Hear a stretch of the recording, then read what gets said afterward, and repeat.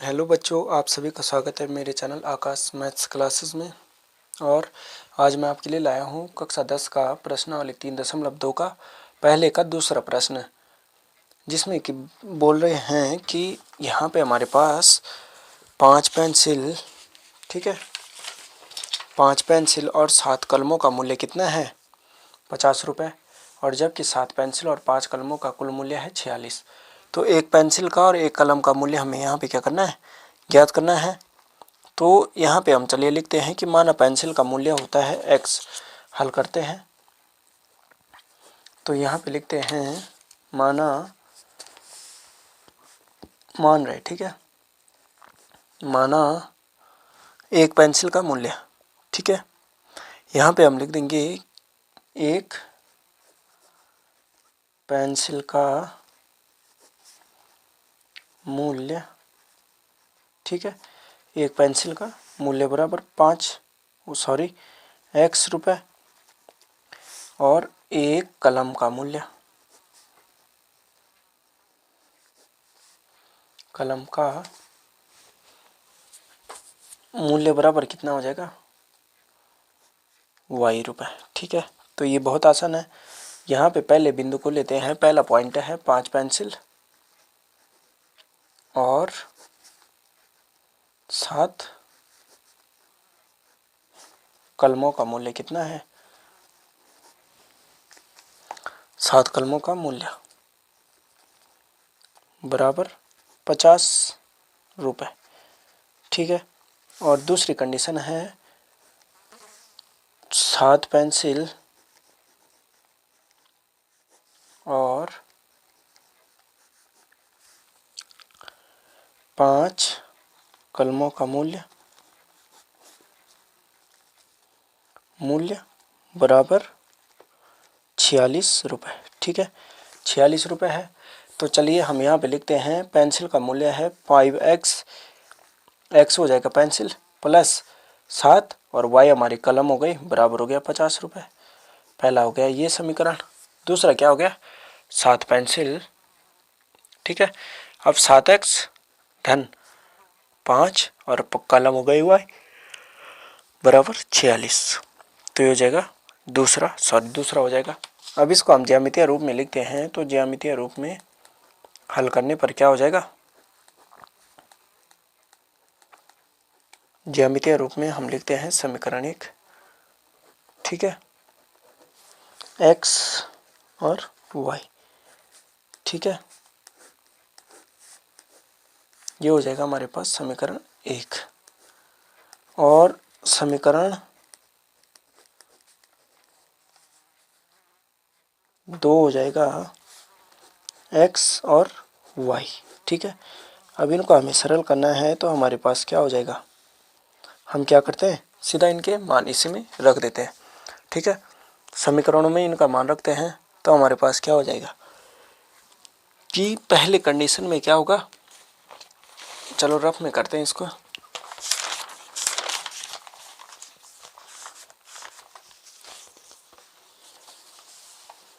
Rough में करते हैं। समीकरण 1 थी हमारे पास, हमें ज्यामितीय निरूपण करना है। तो समीकरण 1 है हमारे पास 5x प्लस 7y बराबर है 50, पहली समीकरण। और दूसरी है समीकरण 2 है, ठीक है, 7x प्लस 5y बराबर 46। ये हो जाएगी दूसरी। x और y का मान हम यहाँ पे ज्ञात करते हैं। तो यहाँ पे भी हमें ऐसे ही ज्ञात करना है, ठीक है। आसान है, बहुत आसान है। अब यहाँ पे हम x का मान रखें तो हमारे पास समीकरण ये है। अब अगर हम x का मान 10 रखते हैं, ठीक है, 5 और x की जगह पे रखा 10 धन 7y बराबर 50। तो यहाँ पे जब हमने x का मान रखा है तो y का मान ज्ञात हो जाएगा।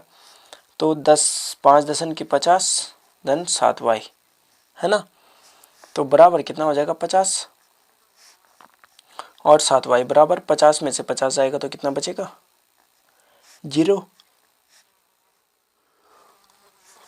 तो y बराबर क्या हो जाएगा? 0/7 बराबर आंसर क्या आ जाएगा हमारा? 0, है ना। तो ये हो जाएगा पहले के लिए मान। अब दूसरा हम रखते हैं मान यहाँ पे ऋण 4 रखते हैं, x का मान क्या रखते हैं ऋण 4। तो हमारे पास x क्या है 5 गुणा ऋण 4 धन 7y बराबर 50। तो 5 को 20 धन 7y बराबर 50। तो 7y बराबर क्या हो जाएगा 50 धन 20, क्योंकि प्लस माइनस का प्लस ऋण का धन हो जाएगा, बराबर में जाएगा ना, पक्षांतर होगा। तो 50 और 2 70, तो y बराबर 70/7। तो आपको पता है 7 दशमलव की 70 होता है, तो इसका मान क्या आ गया 10 आ गया। ठीक है, एक का हो गया 10 और एक का हो गया कितना 0, है ना, ये हो गया। अब समीकरण 2 में हम रखते हैं x का मान 8। तो समीकरण 2 है 7x धन 5y बराबर 46। तो यहाँ पे x का मान 8 रखते हैं, 7 गुणा 8 धन 5y, ठीक है, बराबर हो जाएगा 46। और 7 8 56 धन 5y बराबर 46। तो 5y बराबर क्या हो जाएगा 46, और ऋण क्या हो जाएगा प्लस का धन का क्या हो जाएगा ऋण हो जाएगा, ऋण 56।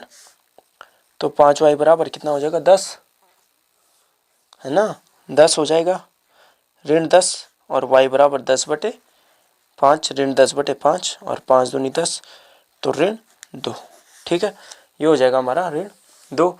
अब उसके बाद हम रखते हैं ऋण 2 रखेंगे अगर हम मान x की जगह पे, तो 7 गुणा ऋण 2 धन 5y ऐसे रहेगा बराबर 46। तो 7 दूनी 14 धन 5y बराबर 46, है ना। तो 5y बराबर 46 और ऋण का क्या हो जाएगा धन हो जाएगा, धन 14 हो जाएगा।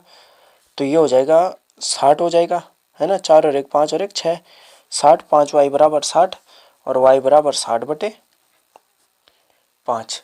ठीक है, तो 5 कम 5 और 5 दूनी 10, तो ये हो जाएगा हमारा कितना, ये हो जाएगा हमारा 12। तो जो मान आए हम वहाँ पे रख देते हैं। यहाँ पे आया समीकरण 1 के लिए हमने जब 10 रखा तो मान आया 0, और जब हमने ऋण 4 रखा तो आंसर आया क्या, उत्तर आया 10। वैसे यहाँ पे 8 रखा तो उत्तर आया कितना ऋण 2, और फिर ऋण 2 रखा तो आया उत्तर 12। ठीक है, अब चलिए इसको ग्राफीय रूप में व्यक्त करते हैं। तो हमारे पास समीकरण पहले को लेते हैं कि यहाँ पे है हमारे पास पहला क्या है, पहला मान है, पहली समीकरण है। तो पहली समीकरण का मान रखते हैं कि 0 और 10। ठीक है, तो 0 और 10 क्या हो जाएगा, 0 x का है और y का कितना है 10 है। ठीक है, तो ये हो जाएगा 0 और 10 हो जाएगा। तो हमारा कितना, पहला है 10 और 0, सॉरी 10 और 0 होगा, हाँ 10 x का है 10 और 0 है, तो 0 तो यही रहेगा। तो ये हो जाएगा 10 और 0। ठीक है, ये है हमारा ए बिंदु। अब उसके बाद अगला क्या है, ऋण 4 और 10। तो ऋण 4 किसका है, x का है। ठीक है, और y किसका है, y है 10। तो ऋण 4 है x का और y है 10 का। ठीक है, तो ये हो जाएगा हमारा ऋण 4, ठीक है, और 10। तो ये हो जाएगा हमारा कितना, ऋण 4 और 10, ये हो जाएगा हमारा बी बिंदु। ठीक है, अब इन दोनों बिंदुओं को हम क्या कर देते हैं, मिला देते हैं पटरी से। ठीक है, इन दोनों को हम मिला देते हैं, ये गया हमारा यहाँ पे। ठीक है, ये दोनों बिंदु आपस में क्या कर दिए, मिला दिए। ठीक है, ये मिला दिए। उसके बाद आगे क्या होगा, आगे होगा हमारा ये समीकरण किसके लिए था, 1 के लिए। तो 5x धन 7y बराबर 50 था, 5x धन 7y बराबर 50, पहले का आरेख है ये।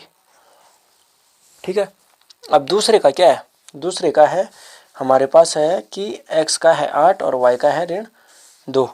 तो x का 8 और y का ऋण 2, तो x का तो 8 हो गया और y का क्या हो गया, यहाँ पे देख सकते हैं 2 4, तो x का 8 और y का ऋण 2, तो ये हो गया हमारा सी बिंदु। ठीक है, ये हो गया 8 और ऋण 2।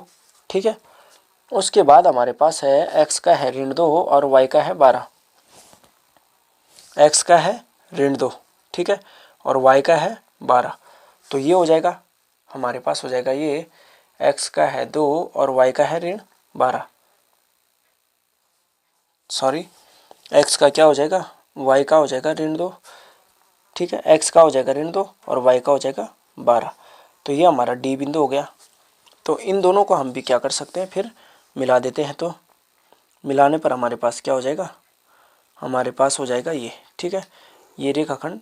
अब यहाँ पे हमें क्या ज्ञात करना है कि एक कलम और एक पेन का मूल्य, ठीक है। तो जहाँ पे ये मिल रहे हैं वहाँ पे हमारा क्या हो जाएगा, एक इनका मान प्राप्त हो जाएगा। ये हो गया यहाँ पे और ये हो गया यहाँ पे, ठीक है।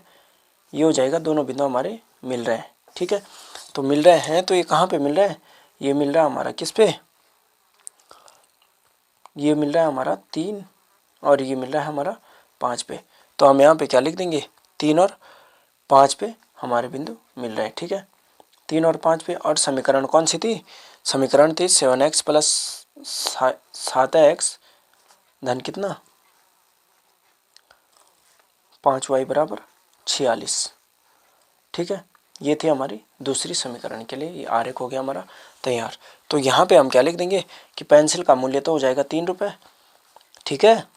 पेंसिल को माना हमने x और y माना हमने कलम को। तो पेंसिल का मूल्य 3 रुपये और कलम का मूल्य, एक कलम का मूल्य कितना हो जाएगा 5 रुपये, ठीक है। तो आशा करता हूँ आपको समझ में आ रहा होगा। तो यहाँ पे हम क्या लिख देंगे कि पेंसिल का मूल्य, एक पेंसिल का मूल्य बराबर कितना हो जाएगा 3 रुपये, ठीक है। और दूसरा क्या हो जाएगा, एक कलम का मूल्य 5 रुपये, एक कलम का मूल्य बराबर 5 रुपये, ठीक है। ये हो जाएगा हमारे पास। तो हमने इस प्रश्न को सरल कर दिया है पूरा, ठीक है। आशा करता हूँ आपको समझ में आया होगा। चलिए बच्चों, ये प्रश्न इतना ही है और मैंने आपको ये समझा दिया है ग्राफीय रूप में किस प्रकार हम ज्यामितीय निरूपण करके हम इसको ग्राफीय रूप में व्यक्त कर सकते हैं। तो चलिए बच्चों, आज के लिए इतना ही और आपको मिलता हूँ नए प्रश्न के साथ नए वीडियो में।